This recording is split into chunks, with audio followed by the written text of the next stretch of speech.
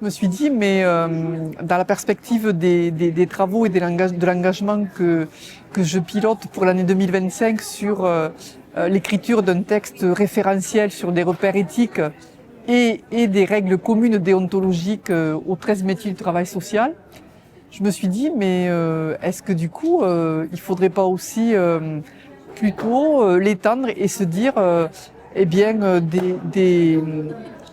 l'écriture d'un document sur des valeurs éthiques et des règles déontologiques communes à l'ensemble des professionnels qui interviennent auprès des personnes.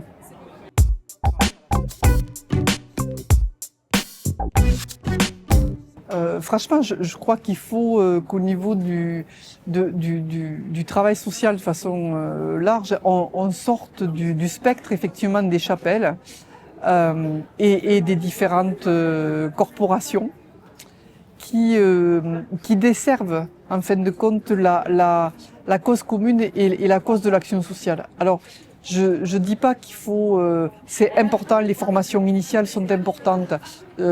Effectivement, les diplômes d'État, ils ont un sens, ils ont une valeur. Et effectivement, les professions sociales qui sont reconnues par un diplôme d'État ont toute leur valeur et doivent garder toute leur valeur. Toutefois, on doit quand même s'interroger sur tous ces nouveaux métiers qui interviennent dans le champ de l'action sociale. Bon, je parlais des médiateurs sociaux. Enfin, il y a eu des débats les dernières années. Et aujourd'hui, par rapport aux mandataires judiciaires, on doit aussi s'interroger. On parlait, il y a eu des interventions cet après-midi de l'ADMR. Même les personnes qui interviennent au domicile des personnes âgées, elles sont pas travailleurs sociaux. On leur demande pas d'être travailleurs sociaux. Mais pour autant, ne serait-il pas possible de travailler avec ces personnes-là, avec leur organisme et de tutelle, sur la question de base, de valeurs communes en termes de démarche, de réflexion éthique, et de ce fait, de pouvoir établir un minimum de règles déontologiques qui pourraient aussi s'appliquer. Parce que c'est trop facile de tirer entre guillemets sur l'ambulance ou de tirer sur ces personnes-là si pour autant on ne leur offre pas l'occasion de partager des réflexions autour des points de tension éthiques qu'elles traversent aussi et qu'elles vivent au quotidien, mais qu'elles ne peuvent pas traduire dans un langage de travail social, mais c'est pas grave ça, puisque notre objectif commun, c'est bien l'intérêt supérieur des personnes concernées.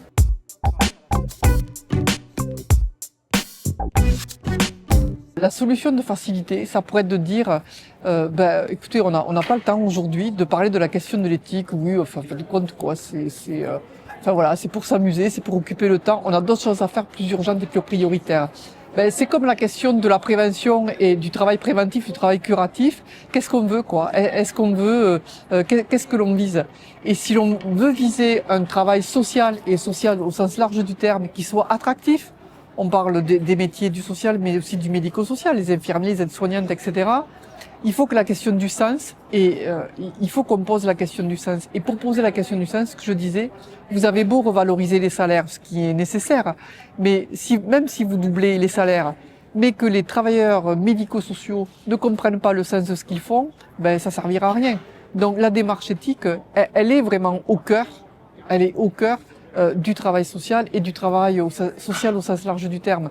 Donc il faut vraiment qu'aujourd'hui, on dissocie aussi la question des moyens financiers, puisque le bon alibi et l'argument, mais qui est réaliste, c'est que effectivement les budgets vont être de plus en plus restreints et donc va se poser la question du choix des interventions. Donc qu'est-ce que l'on veut au niveau des institutions, c'est-à-dire on intervient en mode dégradé, où on repense nos modes d'intervention et nos modes aussi de management pour préserver et pour quand même essayer d'élaborer et de faire évoluer nos pratiques pour qu'elles soient en accord avec des valeurs éthiques.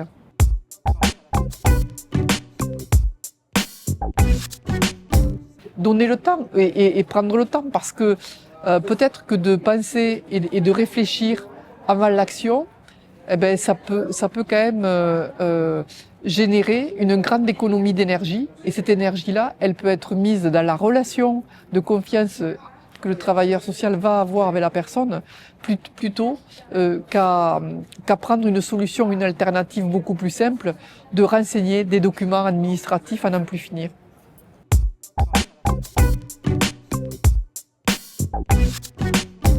Non, c'est une question de posture et de volonté de démarche et d'engagement. Donc c'est-à-dire une volonté de mise en mouvement. Et la mise en mouvement, on ne paie pas forcément pour la mise en mouvement, quoi. Elle est volontaire.